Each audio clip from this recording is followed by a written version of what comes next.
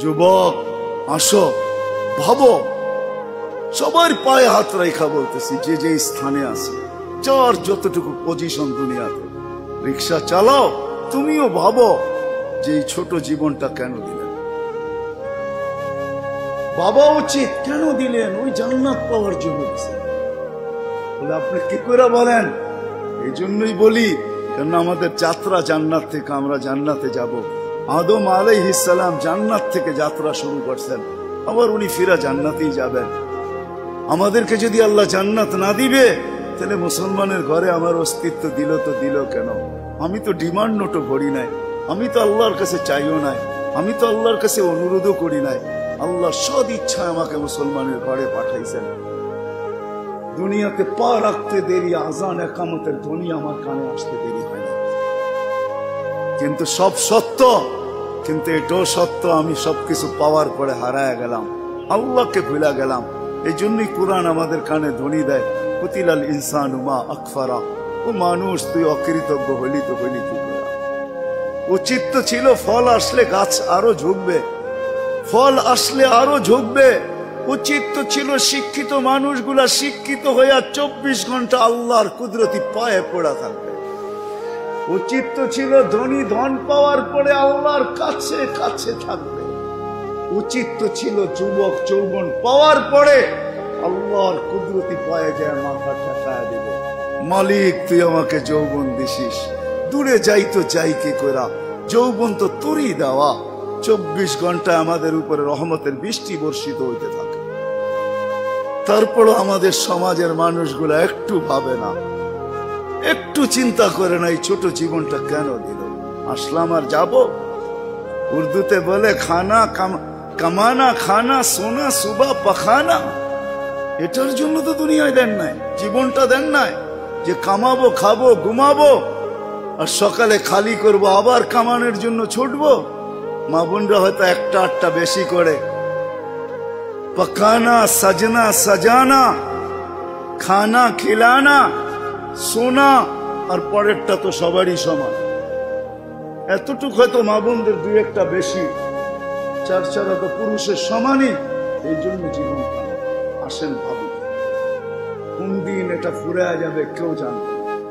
মৌত কারো কাছে মিস কল দিয়ে আসে না। দুনিয়ার কোনো ব্যক্তিত্ব নাই, একজন ব্যক্তিত্ব ছিলেন, মৃত্যু যার কাছে বইলা আসতে হয়েছে। আল্লাহ নিজে বলছেন মালাকুল মউতকে, বন্ধুর কাছে যাবে, অনুমতি দিলে ঢুকবে, নাইলে ঢুকবে না। অনুমতি নিয়ে বুকে হাত রাখবে, নাইলে রাখবে না। আমার বন্ধুর অনুমতি ছাড়া হাত রাখবে না বুকে। একজনই দুনিয়াতে ব্যক্তিত্ব ছিল যার কাছে অনুমতি নিয়ে আসছে, কারো কাছে আজ পর্যন্ত অনুমতি নিয়ে আসে আর আসবেও না। সত্য এটাই। এই জন্য আসেন, ওই জান্নাত, এটাই আমাদের ছোট জীবনটার উদ্দেশ্য। এই জন্যই আল্লাহ ডেলি ডাকে, 5 বেলা ডাকে, গ্যারান্টি দিয়া ডাকে, সিল লাগা ডাকে। ইদা সালুহা সালুহা সাইরুল আমাল। 5 ওয়াক্ত নামাজ যদি উম্মত কমপ্লিট করে দেখাইতে পারে, আল্লাহ আমাদের নবীজির সাথে ওয়াদা করছেন, আমিও আপনার উম্মতের জীবনকে কমপ্লিট বলে লেখা দিব। কোন বিষয়ে হাতই লাগাবো না, চোখই বুলাবো না, নামাজ ঠিক তো ঠিক।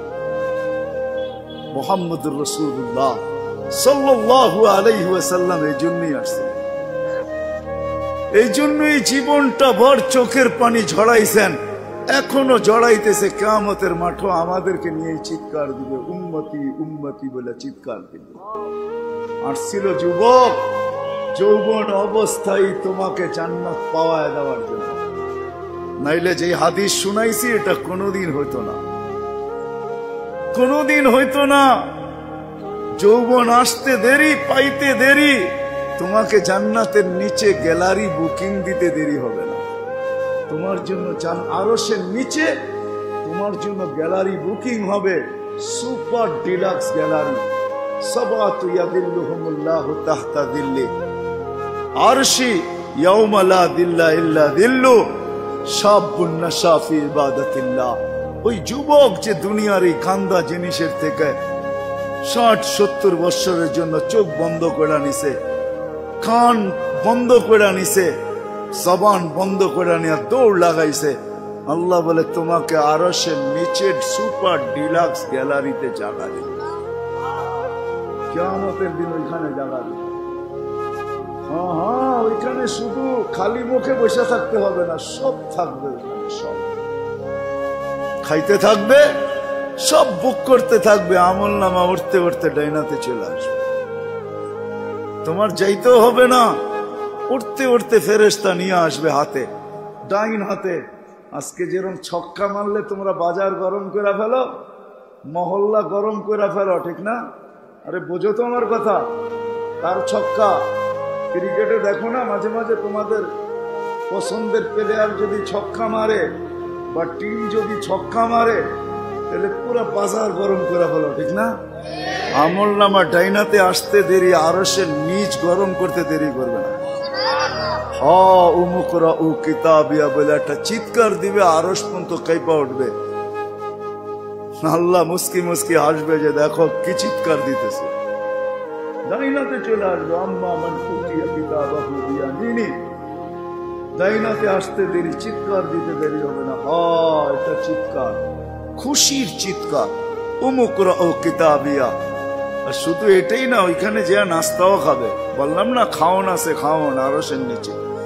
জান্নাতের মাছের কলিজার কাবাব আর জান্নাতের রুটি খাওয়াবে। ফেরেশতারা আয়েশা বলবে আল্লাহর ওলি দুপুরের খানা জান্নাতে খাইতে হবে।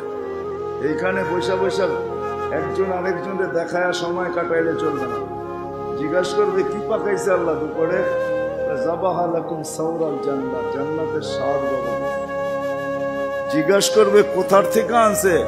আমাদের আমিন বাজার মিরপুর থেকে। কেনা রব্বাহা ফি আকনাফিল জান্নাহ, জান্নাতের কোনায় কোনায় বিচরণ হয়ে বড় হয়েছে। জিজ্ঞাসা করবে কি গাছ খাওয়াইছে আল্লাহ? ফেরেশতারা বলবে হাশিশ আর জাফরান, পিওর জাফরানের গাছ খাওয়া বড় হয়েছে। বর্ণনা শোনার পরে মুখে পানি এসে পড়বে, উঠবে জান্নাতে যাওয়ার জন্য। উঠতে দেরি, নূর হুমিয়াসা। ওই দিন নামাজের মজা বুঝে আসবে, ওই দিন উজুর মজা বুঝে আসবে। যেখানে উজুর ব্যবহার হয়েছে ওইখান থেকে নূর ফুটা বাহির হবে। যেই জায়গা নামাজে ব্যবহার হয়েছে ওখান থেকে নূর ফুটা বাহির হবে। দুজকের পাশে যাবে, দুনিয়ায় কি রংবাজ।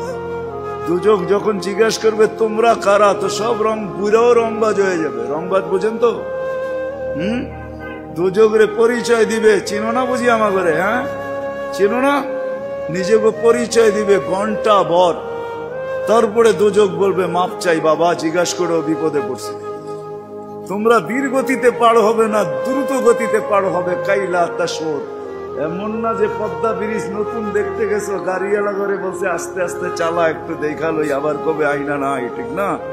ওটার ভিতরে লেখা আছে কিন্তু কত মাইল স্পিডে চালাইতে হবে। এর চেয়ে কম দাঁড়াইলে খবর আছে, সিসি ক্যামেরা লাগাইয়া দিছে। কিন্তু দুজকও বলবে ধীর গতিতে যেও না, আগুন নিভা যাবে। তোমরা এরম গতিতে পার হবে যে খবরই না হয়, উঠবে আর ওই পারে যে ঠক করে লেগে যাবে। আর ফেরেশতারা প্রটোকল দেওয়ার জন্য দাঁড়ায় থাকবে। ওয়াসিকাল্লাযীনা তাকাউ রাব্বাহুম ইলাল জান্নাতি যুমারা হাত্তা ইযা জাউহা ফুতিহাত আবওয়াবুহা ওয়া ক্বালা লাহুম খাযানাতুহা আসসালাম। ফেরেশতারা প্রটোকল দিবে, বলবে চিরদিনের লেগে ঢোকো জান্নাতে। আমাদের নবীজি এটাও জানায় দিয়েছেন এই উম্মতকে, শুধু আমাদের নবীজি আর এই উম্মতকে, যুবক তোমাদের জান্ডা কিন্তু হাসান হুসাইনের হাতে থাকবে। মজা অন্যরকম। মা বোনদের জান্ডা ফাতেমা রাদিয়াল্লাহু তাআলা আনহার হাতে থাকবে। আমাদের বয়স্কদের জান্ডা আবু বকর আর উমর রাদিয়াল্লাহু তাআলা আনহুর হাতে থাকবে। আল্লাহর নবীজি আগে আগে থাকবে। ওয়াস্তাকবিলুনি উম্মতি রব্বি, আল্লাহ জান্নাতের গেটে আমাদেরকে স্বাগত জানায়। কেমন হবে? সর্বশেষ যে জান্নাতে যাবে, সর্বশেষ, শেষ পড়ার কেউ যাবে না। ও যখন জান্নাতের দরজায় যাবে, হুর দেখা 40 বছর তাকায় থাকবে খালি। রূপ দেখা 40 বছরের লেগে ট্যা হয়ে যাবে, ট্যা। 40 বছর পরে হুর ওর গালের ভিতরে চিমটি কাইটা বলবে খালি দেখবি, আর কিছু কাহিনী নাই। আর কত দেখবি তুই আমারে, চল ভিতরে। ওই জান্নাতের জন্য ছোট জীবন ব্যবস্থা। ওটার জন্যই যার কাছে যে যে অবস্থানে, এই অবস্থানটা ওই জান্নাতের জন্য কাটাবে কিভাবে, এটার জন্য মুহাম্মদুর রাসূলুল্লাহ সাল্লাল্লাহু আলাইহি ওয়াসাল্লাম। আমি তো বলি যুবক, হায় এই জীবনে তো কতবারই চুল কাটলা, ঠিক না? কাটো নাই চুল? হ্যাঁ, কমসে কম তো ঈদে কাটো, ঠিক না?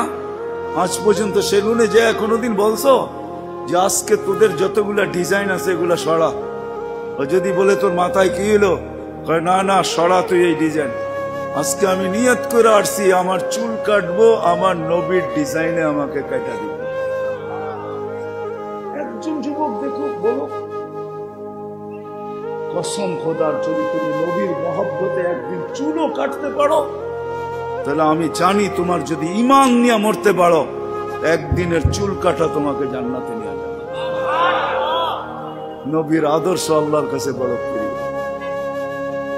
এই জন্য আসো, লম্বা করতে চাইতেছি না, আসো ছোট জীবনটা যে যেই ক্ষেত্রে আছি, যুবক যৌবনে, নারী নারীত্বে, পুরুষ পুরুষত্বে, ধনী ধনের ভিতরে যে যে অবস্থানে আসি, পজিশনে আসি, এটা ওই জান্নাত নেওয়ার জন্য।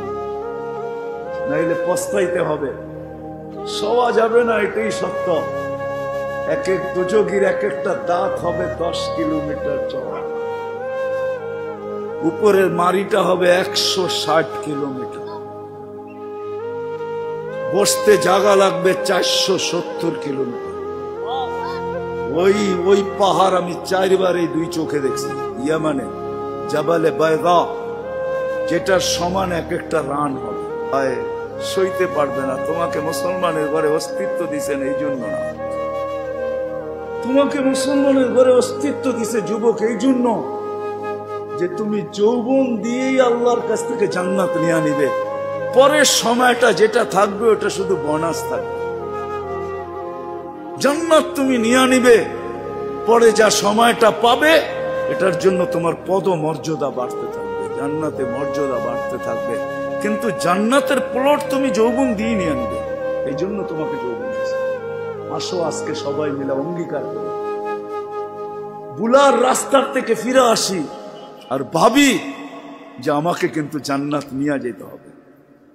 ওইখানে কোনো পরিচয় চলবে না। যদি চলতো তাহলে একটা কথা বলেই শেষ করতেছি, দুনিয়ার কারো যদি নাও চলতো তাহলে আবু তালেবের জন্য চলতো পরিচয়।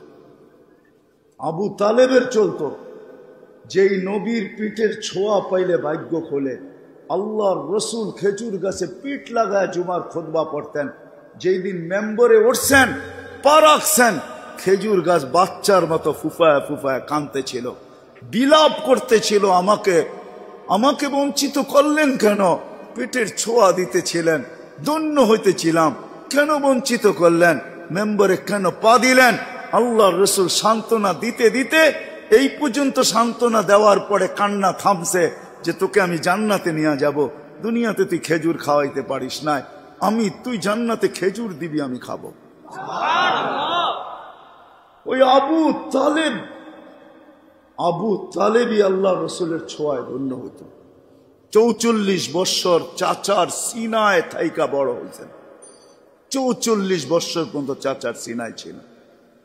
ও যুবক, আমি চুল কাটার কথা এই জন্য বলতেছিলাম।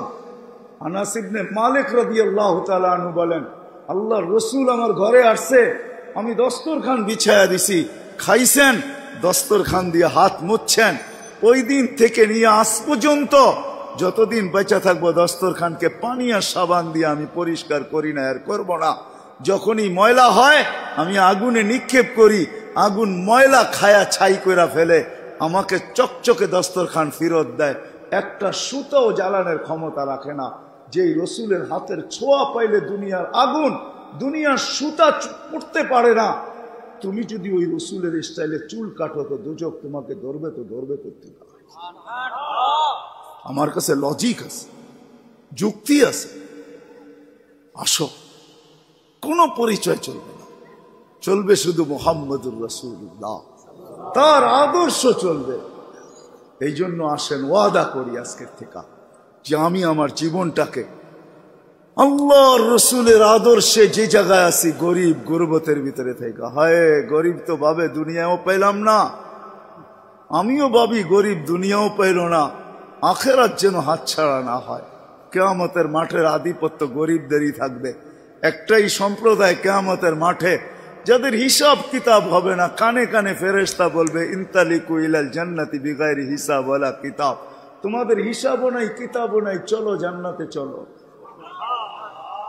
এই জন্যই আল্লাহ রসুল গরিবদের ভিতরে উঠতে চাইছেন। অহশুরনি ফি জুমরাতিল মাসাকিন, হিসাব কিতাব নাই।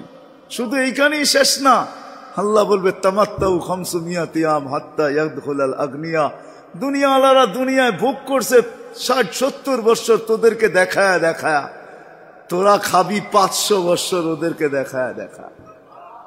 500 বছর পরে ধনীদেরকে যেতে দিবে, এই পাশে বসায় রাখবে, বলে বসো আর দেখো ভিতরে কি করে। গরিব বড় বড় বার্গার লইব, 2 হাতে ধরে টানবো আর খাইব। বড় বড় গ্রিল লইব, দুনিয়ার যত খানা জান্নাতের এটা লইব, আর লম্বা লম্বা টান দিব আর দেখাইব আর চোখে টিপি দিব। কি বয়ে রয়েছেন কেন? ঠিক না? আমি তো মাঝে মাঝে বলি হুজুররা কি বলবে জানি না, হুরেরও যদি আয়ে বলবো পরে অনেক সময় আছে তোর লোকে দেখা করার, যা এখন 500 বছর খাওয়ার অনুমতি দিছে, দুনিয়ার 60টা মিটায় লই, 500 বছর খায়া লই, পরে দেখা করবো বাগেন থেকে। হুরের কাছেও যাবে না। আল্লাহ ওই গরিবকেও ওই ক্ষেত্র দিছেন, ধনীর জন্যও দিছেন। ধনীর জন্য যে দেন না এমন না, তাহলে ফুসাইল ইবনে ইয়াজ রহমতুল্লাহ আলাইহি বলতেন না, আমাদের সমাজের বিত্তশালীরা যদি গরিবের বাড়িতে যায় আর যা তালাশ করে কার ঘরে কি পাক হইলো কি হইলো না, আল্লাহ রসুল বলে তুবাল আমির আলা বাবিল ফকির, এর চেয়ে উত্তম ধনী কেউ নাই যে গরিবের দরজায় যায় খটখটায়। ফুজাইল ইবনে ইয়াজ বলে তুমি 1 লোকমা ক্ষুধার্তের মুখে উঠায় দিবা, লোকমাতুন ফি বাতনিন যায় খায়রুম মিন বিনাই জামে, একজন আল্লাহর ঘর বানায় যা না পাবে, তুমি গরিবের ক্ষুধার্তের মুখে 1 লোকমা উঠায় দিয়ে এর চেয়ে বেশি সওয়াব পাবে। আল্লাহর ঘর বানাইলে জান্নাত পাওয়া যায়, গরিবের মুখে 1 লোকমা খানা উঠায় দিয়েও জান্নাত পাওয়া যায়। হাদিসে কুদসি আছে, আল্লাহ বলে আমি ক্ষুধার্ত ছিলাম, তুমি কেন খাওয়াইলে না? তো বান্দা বলবে আপনি, সুবহান, আপনি আবার ক্ষুধার্ত? তা আল্লাহ মানুষ সামনে নিয়ে আসবে, এ ক্ষুধার্ত ছিল, তোমার কাছে হাত পাচ্ছে, তুমি ধাক্কা দিয়া বাহির করে দিছ, একে খাওয়াইলে আমাকে খাওয়ানো হতো। জিজ্ঞেস করেন হাদিস আছে না নাই? আমি কাপড়হীন ছিলাম, তুমি কেন আমাকে কাপড় পরাইলে না? ধনীকেও ধন দিছেন এই জন্য, শিক্ষিতকেও শিক্ষা দিছেন এই জন্য। আসেন অর্জন করব তো, শিখব তো, পাক্কা ওয়াদা? নামান সর্বশেষ ওয়াদা, আজকের থেকে নামাজ ছাড়বো না। ওয়াদা, কিন্তু ওয়াদা হইলে উঠান, নাইলে উঠান না। আজকের থেকে নামাজ কোনো মতে ছাড়বো না।